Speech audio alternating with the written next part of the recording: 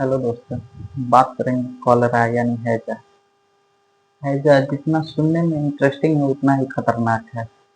हैजा इसमें पेट की गड़बड़ी हो जाती है। हैजा बहुत साल पहले ये आया था। जब ये आया था तो एक गांव में अगर किसी को हो जाता तो गांव के गांव साफ हो जाता था, लोग छोड़ के भागने लग जाते थे। इतना बुरा ये बीमारी था जब आया था। तो जिस तरह कोरोना नहीं आया था कुछ साल पहले, 5-6 साल पहले, उसी तरह ये भी है। वो आए थे जैसे भूत प्रेत लोग क्या क्या बातें कर, उसी तरह ये था। समझ लीजिए कि अगर आता था तो गांव के गांव साफ हो जाते थे, इस तरह होता था। एक लोगों को अगर पकड़ लिया तो सबको पकड़ लिया। ये कम्युनिकेबल डिजीज है जो आसानी से एक इंसान से दूसरे इंसान को फैल जाता है। लेकिन ये खांसने, सर्दी जुकाम बुखार जैसे नहीं कि खांसने पे और छींकने पे किसी को फैल जाए। ये दूषित पानी जो इस्तेमाल कर रहा है पेशेंट, जिसको कलरा हुआ, अगर वो हम ग्रहण कर लें भोजन या पानी, उसके वजह से फैलता था। ठीक है, उसके वजह से फैलता था और फैलता भी है। यह एक एक्यूट इन्फेक्शन है, यानी ये एक्यूट, एक क्रॉनिक होता है, एक्यूट होता है।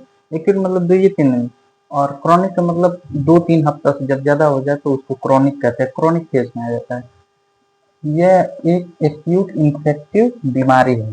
इसमें एक ही एरिया के बहुत सारे लोग इस बीमारी से ग्रसित हो सकते हैं और होते भी थे।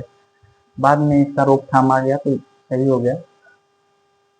यह बीमारी महामारी के रूप में फैलता था। हम आपसे कहे थे ना, महामारी के रूप में एक इंसान को होता दूसरे इंसान में फैलता था, क्योंकि लोग जानते नहीं थे, इन्फेक्टिव होते जाते थे और फैलता जाता था। यह स्मॉल इंटेस्टाइन जो आंत होता है वो स्मॉल इंटेस्टाइन के एक्यूट इन्फेक्शन के कारण होता है, जिसमें पेशेंट को राइस वाटर की तरह, मतलब वाटरी राइस, एकदम जो चावल होता है ना, एकदम पानी की तरह सफेद कलर का होता है लैटरिन। ठीक है, समान एक्यूट डायरिया होता है। डायरिया में पेट गड़बड़ होता है, दस्त होता है, सफेद कलर का होता है। काज की बात करें तो काज यानी ये कारण, तो एक खास तरह की बैक्टीरिया की वजह से फैलता है जिसका नाम है बीबीरियो कॉलेरी। बीबीरियो कॉलेरी नाम का बैक्टीरिया होता है, उसके वजह से वो फैलता है। इसके अलावा स्लम एरिया, यानी गरीब जो उस वर्ग के हैं, जो गरीब लोग, उस एरिया में ज्यादा फैलता है, क्योंकि साफ सफाई का ध्यान नहीं रहता है, उसकी वजह से फैलता है। साफ सफाई की कमी की वजह से कॉलेरा से ग्रसित मरीज के संपर्क में आने से ये फैलता है। कॉन्टामिनेटेड फूड, आपसे बोला ना, कॉन्टामिनेटेड फूड मतलब दूषित खान पान की वजह से भी ये फैलता है। अनहाइजेनिक फूड, दूषित खान पान, सी फूड जो होता है उसके वजह से फैलता है। अनकुक्ड मतलब सही से तला, सही से बना खाना नहीं, जो वेजिटेबल सब्जियां सही से नहीं पकते, अधपक्का होता है, उसके खाने से भी होता है। साइन एंड सिम्टम मतलब इसकी पहचान क्या है? पहचान ये है कि नौसिया वोमिटिंग, यानी जी घबराएगा, उल्टी होगी, दस्त होगा, ये उसका पहचान है। इसमें राइस वाटर, आपको बोले है ना, राइस वाटर जैसे वाटरी राइस की तरह लैटरिन होगा, पेट गड़बड़ होगा तो वाटरी राइस की तरह। इसमें कभी कभी ऐसा होता है कि व्यक्ति एकदम सुस्त होता है, थकान हो जाती है, सुस्त रहता है, एकदम आंख उख धपने लगी, ओठ ओठ आंख धंस जाएगा, ओठ ओठ एकदम सूखने लगे, पानी की कमी हो जाएगी, पेशाब भी एकदम नॉक, क्योंकि उल्टी और पेट जब गड़बड़ होगा तो पानी की कमी शरीर में होगी ही, उसके वजह से होता है। डिहाइड्रेशन यानी पानी की कमी। यूरिन आउटपुट, यूरिन जो करते हैं वो निकलेगा नहीं, एकदम सूख जाएगा। यूरिन से भी दिक्कत हो जाएगी, क्योंकि शरीर में पानी रहेगी नहीं तो यूरिन से दिक्कत तो होना ही है, कम हो जाता है। इलेक्ट्रोलाइट इम्बैलेंस, जो सोडियम कैल्शियम पोटेशियम जो होता है शरीर में, जो ओआरएस वगैरह देते हैं, उसकी कमी हो जाती है, एकदम सुस्त हो जाता है।